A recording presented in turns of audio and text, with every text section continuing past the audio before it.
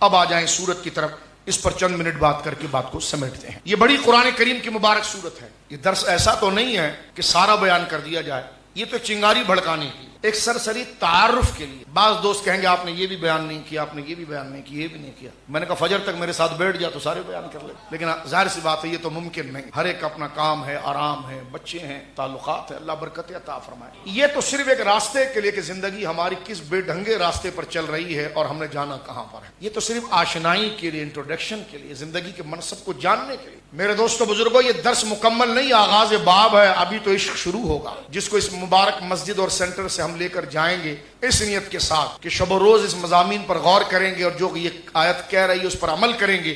گم پھر رہے، ارے اتنا حسین تجھے خدا نے بنایا ہے، کچھ تو تیرا کام ہوگا۔ یہ تو نہیں ہو سکتا کہ لاکھوں روپے کی تو مشینیں لا کر کارخانہ بند کر کے رکھ۔ اس رب نے تجھے بنایا اور کہا احسن تقویم، ہماری خلاقیت کا تو ماڈل ہے۔ اللہ نے احسن تقویم نہ آسمان کو کہا نہ زمین کو کہا، یہ بھی پورا تبصرہ ہے قرآن کی طرف سے، صرف اشارہ دے رہا ہوں۔ اللہ نے جس خلق کو، جس انسان کو احسن تقویم فرمایا، احسن کہتے ہیں اعلیٰ معیار، تقویم کہتے ہیں بیلنس، فرمایا ایسا ہم نے انسان کو بنایا ہے کہ جو ہماری قدرت کا شاہکار ہے۔ آسمان ہم نے بنائے لیکن اس سے زیادہ وسعت اس میں رکھی ہے، سمندر کی جولانی اور گہرائی ہم نے بنائی لیکن اس سے زیادہ کمال اس میں رکھا ہے، پھولوں کے اندر شگفتگی اور خوشبو رکھی ہے، اس سے زیادہ شائستہ ہم نے اس کو بنایا ہے۔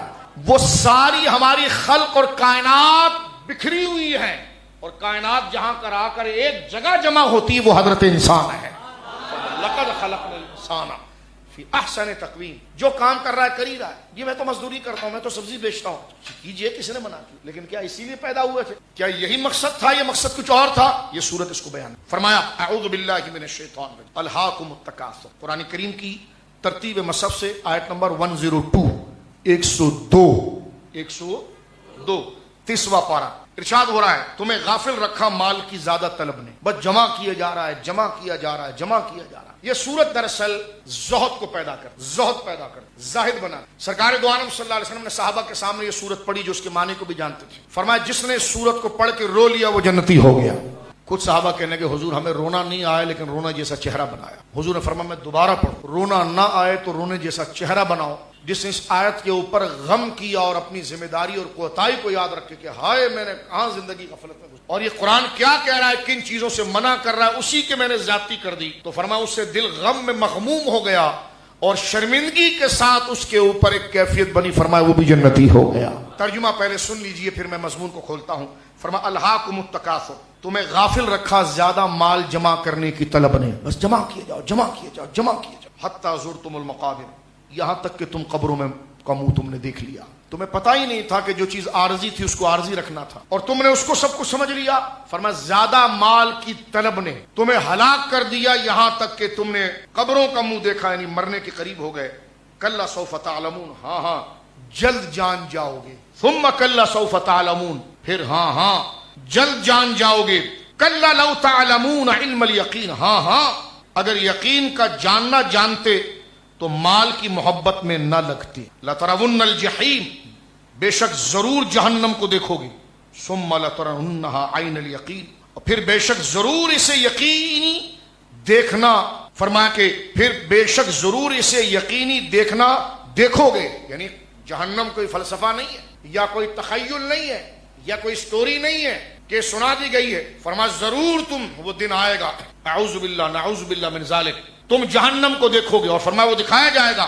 اور پھر آخری آیت ہے ثم لتسألن یومئذ عن النعیم، اور جو تم نے دنیا میں عیش و عشرت کی ہے، جو اللہ نے تمہیں نعمتیں دی تھی، ان نعمتوں کے بارے میں تم سے سوال ہوگا۔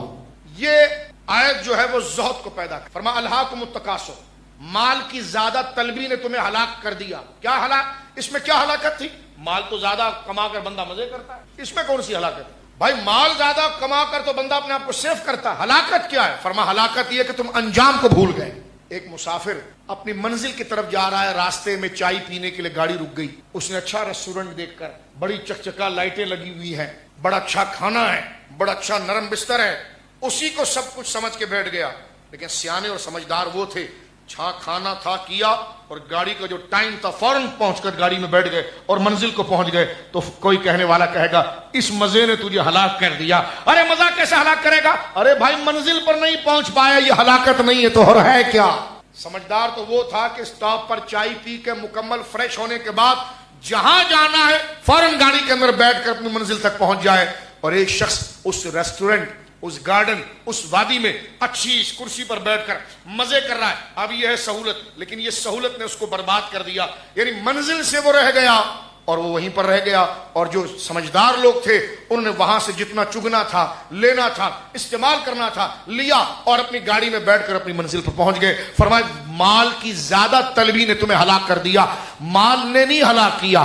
اس مال ہی کو تم نے سب کچھ سمجھا اور آخرت کو بھول گئے، موت کو بھول گئے، اور اچانک موت تمہارے سامنے آ گئی. اور جو اس زندگی میں کرنا تھا وہ تم نہیں کر سکے، صرف مال الٹا سیدھا جمع کرتے رہے، وہ ذمہ داریاں چھوڑتے رہے. قبر تمہارے سامنے آ گئی، اب تمہیں پوچھا جا رہا ہے تو کہے ہائے ہلاک ہو گیا، میں نے تو اپنا ٹائم ضائع کر دیا.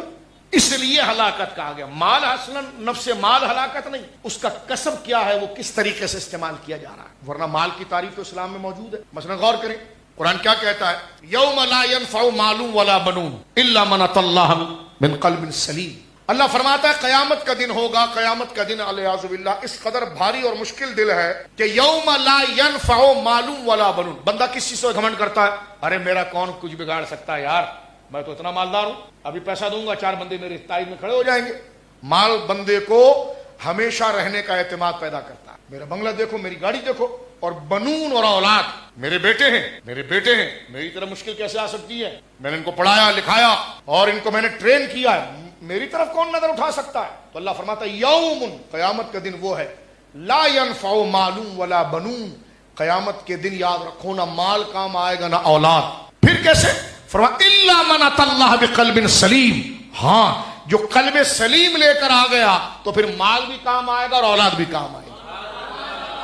اصلاً مال نہیں کام آتا، اردو میری سمجھ رہے ہیں، اصلاً مال نہیں کام آئے گا. اور بھائی گاڑی آپ کے پاس ہے تو گاڑی اصلاً نہیں ہے، جو منزلیں بھی یاد رہو تو پھر گاڑی کا مزہ ہوتا ہے نا. توجہ ہے، چابی آپ کے ہاتھ میں چلانا نہیں آتا تو فرمایا اصلاً مال کام نہیں آئے گا. فرمایا یوم، قرآن کی تفسیر کہتا ہے یوم لا ينفع مال ولا بنون. قیامت کے دن، یہی آیت کا ربط وہاں پر ہے، قیامت کے دن نہ مال کام آئے گا نہ اولاد کام آئے گی. کیوں؟ فرمایا الا من اتى الله بقلب سلیم. جو قلب سلیم کے ساتھ آئے گا تو قلب سلیم والے کا مال بھی کام آئے گا اور اولاد بھی کام آئے گی. تو پہلے قلب سلیم کرنا تھا، قلب کو سلیم کیا نہیں اور صرف مال کے پیچھے بھاگتا رہا، اولاد کے پیچھے بھاگتا رہا، تو پھر ایسی اولادیں کام نہیں آئیں گی. اس لیے کہ روڈ پر وہ چلا سکتا ہے جس کے پاس لائسنس ہو، جس کا دل قلب سلیم ہوگا تو اولاد بھی نفع دے گی اور مال بھی نفع دے دے گا. قلب سلیم سے کیا مراد ہے؟ سلیم کہتے ہیں سٹیمپ والا. سانپ جب ڈستا ہے نا، امام راضی لکھتے ہیں تو اس کو کہتے ہیں سیل، سٹیمپ، سگنیچر ہوا ہوا. یعنی وہ دل جس میں خدا کی توحید ہے، خدا کی توحید کا نشان لگا ہوا ہے، نبی کی رسالت کا نشان لگا ہوا ہے، اہل بیت و صحابہ کی عظمت کا نشان لگا ہوا ہے، اللہ پر ایمان، فرمان برداری، دین کے ایمان و تقوی کا نشان لگا ہوا ہے. ایسا جب ہوگا تو یہ مال بھی اس کو بخشوائے گا، اولاد بھی بخشوائے گا. لیکن میں اور آپ کیا کرتے ہیں کہ جو اللہ کا دین ہے، اللہ کی طرف سے جو فرائض ہیں اس کو چھوڑتے ہیں. مثال کے طور پر دیکھیں، کاغذ ہے، نوٹ بھی کاغذ کا ہے، ہم کہتے ہیں جی کاغذ کی کوئی اصلاً ویلیو نہیں ہے، جب تک اس کے اوپر یہ سگنیچر نہ ہو جائے وہ مال نہیں بن سکتا. تو مال بھی نفع بخش نہیں ہو سکتا جب تک اس پر قلب سلیم کی مہر نہ لگ جائے. تو یہ ہو، اور میرا اور آپ کا ہمیشہ تناظر یہ ہوتا ہے کہ جو اصل چیز ہم اس کو چھوڑتے ہیں، ساری توجہ اولاد پر چلی جاتی ہے، ساری توجہ مال پر جانی چاہیے، لیکن وہ جس درجے میں ہے اس درجے میں نہیں جاتی. آپ غور کیجیے، اس درجے میں نہیں جا رہی ہے، اس درجے میں نہیں جا رہی ہماری توجہ. تو مال اور اولاد یہ نفع دے گی جب عقیدہ درست ہو، جب اس نے فرائض پر ادائیگی کی ہوگی. یہی یہاں پر فرمایا جائے الہاکم التکاثر، ہلاکت کر دیا مال، کثرت سے مال جمع کرنے کو. ایک تو معنی یہ کہ مال کی مذمت اس لیے بھی ہو رہی ہے کہ یہ مال حرام ہے، رشوت کا مال، کرپشن کا مال، ادھر ادھر کر دینے کا مال، حرام مال جو حرام ذریعے سے کمایا گیا اس نے اس کو ہلاک کر دیا، اس لیے کہ اس کا جواب اس کو دینا پڑا. یا یہ کہ چلو مال اس نے کمایا بھی لیکن سارا ٹائم مال کمانے میں لگا، تو اللہ نے فرمایا ہلاکت میں ڈالا. کیا ہلاکت؟ انجام کو بھول رہا ہے، یہاں تک کہ موت کا فرشتہ سامنے آ گیا. حتی زرتم المقابر، یہاں تک کہ قبروں کے دہانے پر پہنچ گیا موت کا فرشتہ. ارے یار میں نے تو نمازیں چھوڑ دی، سارا ٹائم میں نے بزنس میں لگا دیا, میں نے تو یہ دیکھا ہی نہیں کہ یہ کام, یہ مال حلال ہے یا حرام ہے, بس میں جمع کرتا رہا. اب اس کا حساب مجھے قبر کے اندر دینا پڑے گا.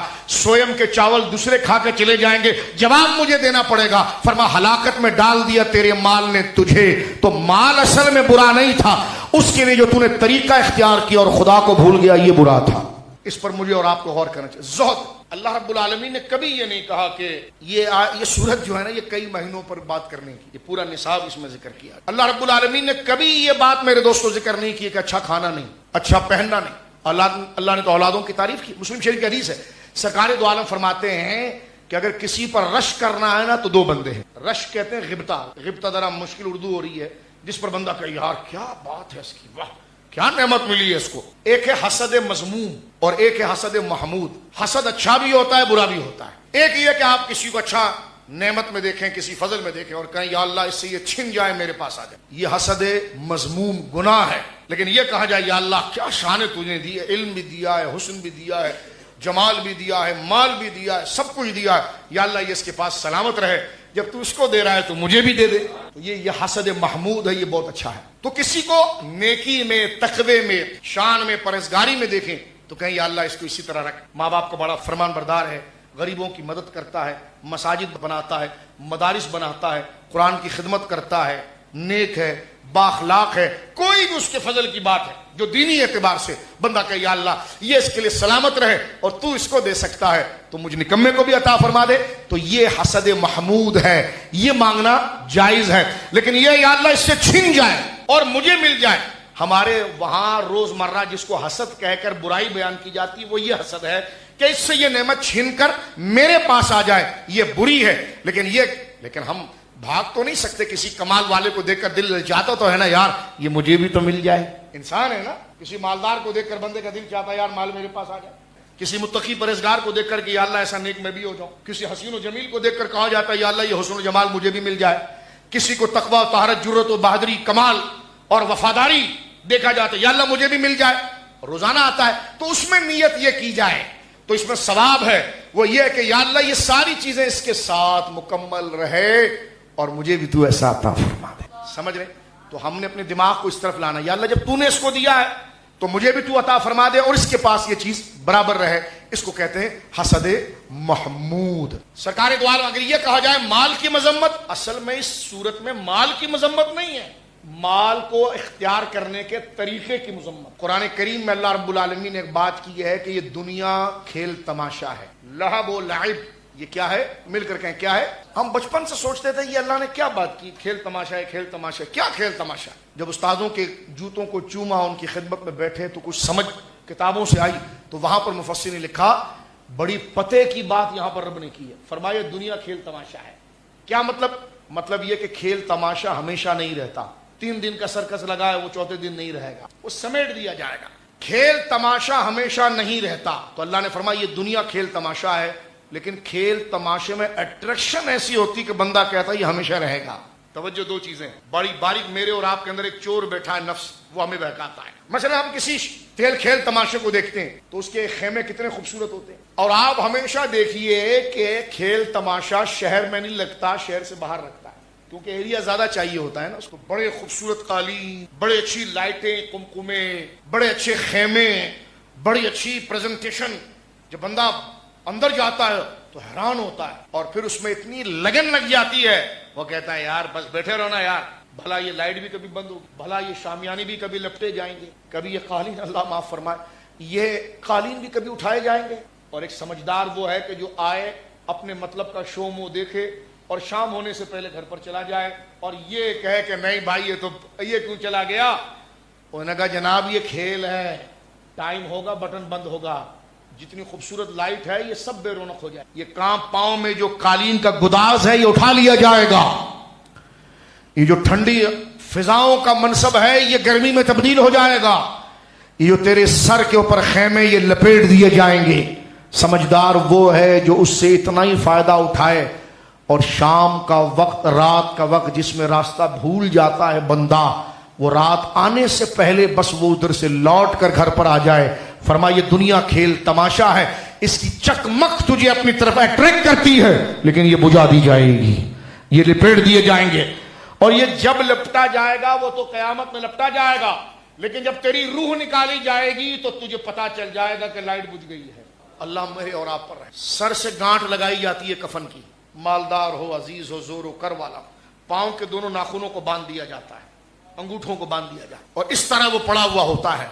سب کھیل تماشا تھا، اس کی روح کہتی واقعی میں میرا یہ بنگلہ، میری سوسائٹی، میرے معاملات، قرآن نے تو پہلے کہہ دیا، اور ایسے بزرگوں نے ہمیں بلا بلا کر سمجھانے کی بھی کوشش۔ اب آپ دیکھیں اس کو اٹھاتے ہیں، اس کے پاؤں بندھا ہوا ہوتا ہے، کوئی اس کی طرف دیکھ نہیں سکتا، لیکن آج وہ پڑا ہوا ہے، سر سے اس کو کس کے باندھ دیا گیا ہے، منہ باندھ دیا جاتا ہے کہ منہ کھل نہ جائے۔ وہی رونق ہے اسی بنگلے کے اندر، اسی گھر کے اندر، انہی دوستوں کے سامنے ہے، لیکن سب کھیل تماشا تھا، اس کے لیے لپیٹ دیا گیا۔ لیکن سیانا وہ تھا کہ جس نے اس کھیل تماشے کے اندر وہ کام کر لیا کہ جو اس کے لیے قبر کو جنت بنا گیا اور آخرت کو جنت بنا گیا۔ فرما الہاکم التکاثر، برباد کر دیا تجھے تیرے مال کے طلب نے، یہاں تک کہ تو قبر کے دہانے پر پہنچ گیا۔ حدیث میں موجود ہے کہ دو لوگوں پر زیادہ غبطہ کیا گیا ہے، اور وہ یہ ہے کہ ایک وہ مالدار جس کو اللہ نے مال دیا ہو، اور وہ صبح شام جو اللہ کا حق ہے، جو دین کے معاملات ہے، اس میں وہ خرچ کر رہا ہے، مساجد کے لیے، مدارس کے لیے، علماء کے لیے، اپنے رشتہ داروں میں جو پسماندہ کمزور ہیں ان کی خدمت کے لیے۔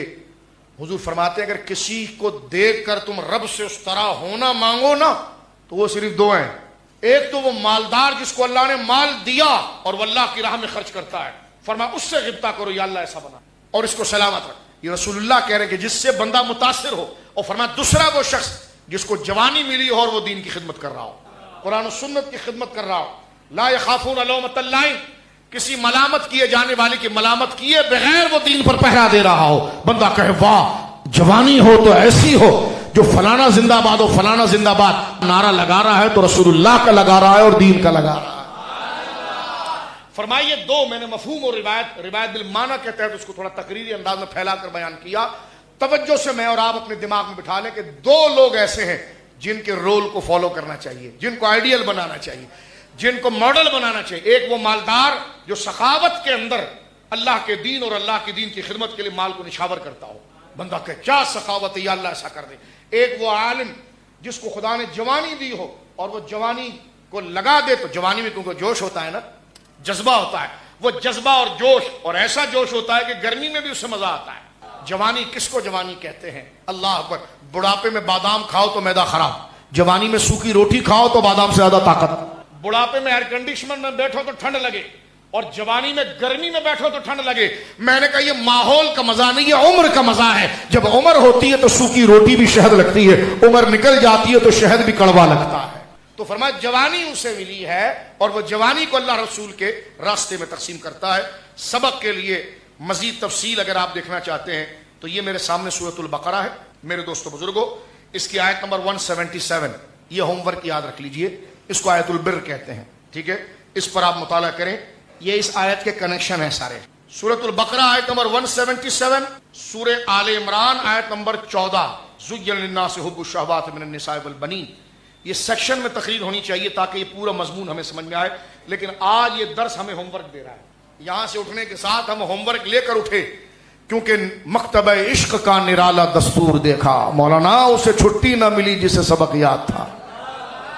یہ مکتبہ عشق ہے، اس میں چھٹی نہیں ملتی، توجہ ہے، اس میں چھٹی نہیں ملتی، یہ فدائیت۔ فرما مکتبہ عشق کا نرالا دستور، اسے چھٹی نہ ملی جسے سبق یاد تھا۔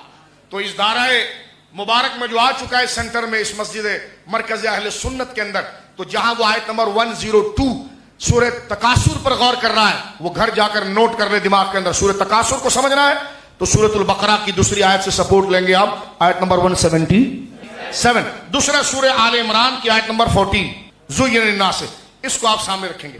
تیسرا یہ جو میں نے آیت آپ کے سامنے پڑھی ہے، یوم لا ينفع مال ولا بنون الا من اتى الله بقلب سلیم، اس پہ تقریر ہوگی۔ اس کو سامنے رکھ کر آئینہ بنا کر خود کو پیش کریں گے اور خود کو موت اور کفن میں محسوس کر کے میں اور آپ دیکھیں گے کہ ہماری زندگی کی چوریاں، فریب، دھوکے، کہاں کہاں ہماری زندگیوں کے اندر اندھیرا موجود ہے، یہ سب یہ آیتیں کھول کے سامنے رکھ جائے گی۔ توبہ کر کے اب اس میں رنگ بھرنے کے لیے تقوی و طہارت کی طرف ہم آ جائیں۔ بزنس کرنے والے چارٹ بناتے ہیں اور اس میں بلاکس بناتے ہیں اور الگ الگ کلر رکھ کہ ہم ابھی کہاں تک سکسیس ہوئے ہیں، کہاں تک کامیاب ہوئے ہیں، کون سا بلاک خالی ہے۔ یہ دانا لوگ ہیں، یہ آیت ہماری زندگی کا پورا چارٹر بنا دے گی۔ पूरा सिलेबस और निसाब बना देगी और फिर पता चलेगा कि जवानी कहाँ गुजरी। 18 साल के, 20 साल के, 25 साल के, खा रहे हैं, पी रहे हैं, फिर रहे हैं, दोस्तों के साथ रह रहे हैं, घूम रहे हैं, फिर रहे हैं, लेकिन कुछ पता ही नहीं है कि अल्लाह रब्बुल आलमीन जल्ला वाला एक एक नेमतों के बारे में सवाल करेगा। और यहां पर यह बात कर दी गई है, मैं सारी आयतों को इसी तरतीब के साथ है, आखिरी बात को अर्ज कर देता हूं, सुम्मा लतुसअलुन्ना यौमा इज़िन अनिन नईम। अल्लाह तुम्हें नेमतों के बारे में पूछे। अल्लाह मेरे गुनाहों को भी माफ करे, अल्लाह आपके गुनाहों को। हम नेक नहीं है, नेक ये कलाम है। ये अल्लाह की कितनी तौफीक है कि हमें मरने से पहले अल्लाह ने सही दस्तूर की रहनुमाई। अब उसी रब के हुजूर दुआ करे, मौला हम जैसे निकम्मे अगर इस कुरान को खोल कर जो हमारे साथ मरने के बाद होगा उसको समझने के लिए तेरी रहमत खींच कर ले आई है, हे अल्लाह, जब हम जैसे लोग जो मुंह लगाने के लायक नहीं, जब हमें अपनी जिंदगी का मिशन पता चल रहा है, तो हे अल्लाह अच्छों के करीब करके अमल की तौफीक भी अता फरमा। सुम्मा लतुसअलुन्ना यौमा इज़िन अनिन नईम। चंद मिनट की बात रह गई। अल्लाह फरमाता फिर बेशक तुमसे उस दिन तुम्हारी नेमतों की पुरसिश होगी, पूछा जाएगा। साहबा ने पूछा, या रसूल अल्लाह क्या पूछा जाएगा? फरमा तुम्हारी सेहत के बारे में पूछा जाएगा और तुम्हारे फरागत के टाइम के बारे में पूछा जाएगा। सेहत थी, हाँ, कहाँ लगाई? बदन को कहाँ इस्तेमाल? सेहत थी तो फिल्में देख रहा था, सेहत थी तो अय्याशी कर रहा था, फुर्सत मिली तो मोबाइल पे गंदी चीजें देख रहा था, फुर्सत मिली तो नमाजें छोड़कर बिस्तर पर लेटा हुआ था, फुर्सत मिली तो दोस्तों के साथ पिकनिक पर फिर रहा था। ये सारी चीजें अपनी जगह पर, दोस्तों के साथ सैर और तफरी पे जाना मना नहीं, लेकिन फुर्सत के अंदर अल्लाह पूछेगा। और इंसान वो है कि जब उस पर तंगी आती है तो मस्जिद में नजर आता है, फुर्सत मिलती है तो गुनाहों के काम में जाता। सूरह बनी इसराइल में अल्लाह ने फरमाया, व इज़ा अनअमना अलल इंसान अअरदा व नअ बिजानिबिही व इज़ा मस्सहु शर्रु काना यऊसा। फरमाया जब हम बंदे पर इनाम उतारते हैं, हुस्न दे दिया, माल दे दिया, औलाद दे दी, गाड़ी दे दी, वो अय्याशियां कर रहा होता है।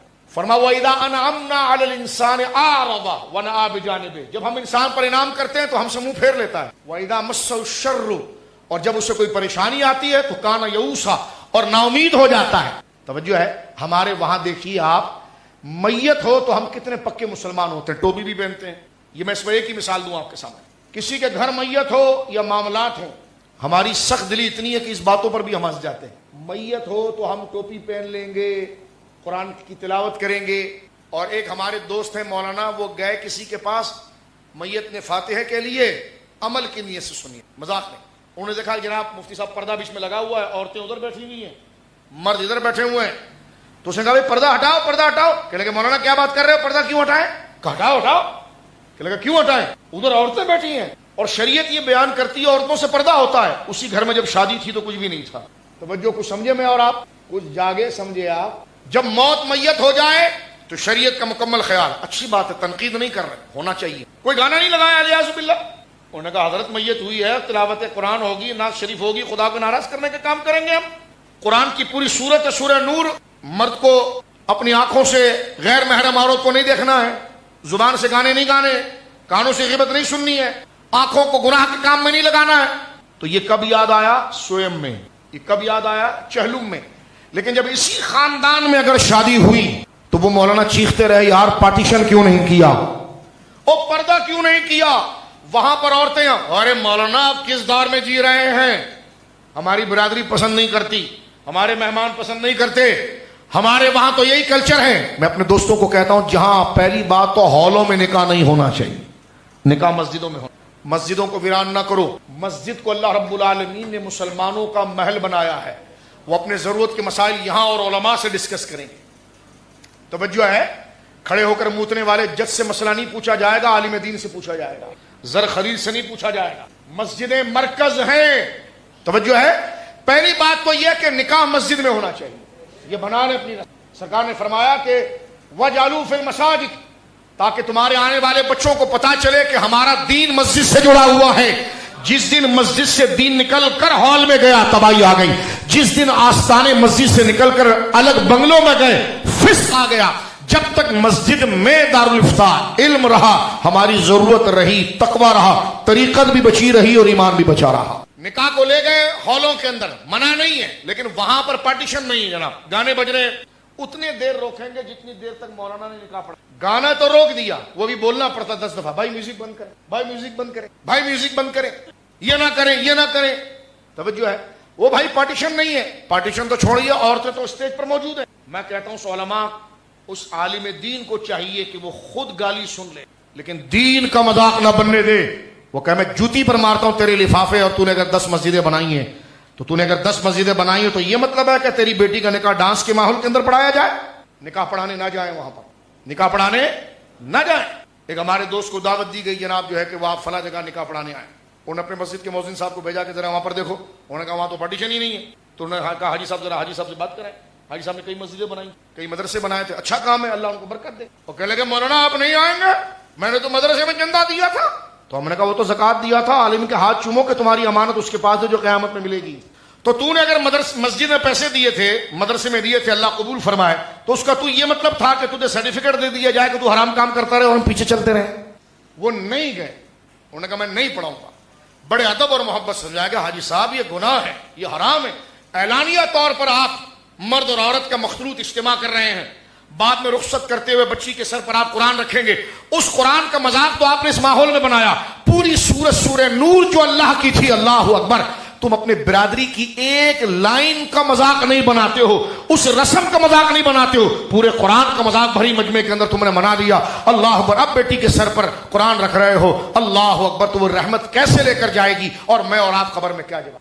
اپنے کلچر لائف کو ٹھیک کریں، شادی بیاہ کو ٹھیک کریں، اس میں وہ چیز لے کر آئیں جو شریعت کے مطابق ہے۔ آج یہ عہد کرو کہ دین کی باتوں کو عام کریں گے پیار و محبت کے ساتھ عمل، بالخصوص ہماری شادی بیاہ میں جو خرافات اور جو اسراف ہے، 5 پروگراموں کے الگ الگ جناب جو ہے کہ وہ ہال بک ہو رہے ہیں، گانے بجانے الگ ہیں، 50 ڈشیں رکھی جا رہی ہیں۔ آج میں اور آپ اس باپ کے ساتھ کھڑے ہو کے حوصلہ دیں، کوئی مسئلہ نہیں، آپ ایک ہی ڈش بنائیں، ہم آپ کے ساتھ کھڑے ہیں، ہم بھی دیکھتے ہیں کہ کون کہتا ہے کہ یہ کنجوس تھا۔ جب اسلام یہ کہہ رہا ہے تو فضول خانہ بنا کر اس کو ضائع کرنا، باپ بھی تو بیٹی کا ڈرتا ہے نا کہ میں مجبوراً 4 تو بناؤں گا، مولانا صاحب، شاہ صاحب، آپ کی تقریر تو میں نے سنی لیکن برادری مجھے بخشے گی نہیں، تو تیرا اور میرا کام ہے کہ اس کے ساتھ ہم کھڑے ہو جائیں کہ ہم تیرے ساتھ کھڑے ہیں، عزت دار لوگ کھڑے ہیں، اور ہم کہیں گے واقعی میں تو عزت دار ہے کہ تو نے اسراف کا، زیادتی کا اور مال کے ضیاع کے راستے کو روکا ہے۔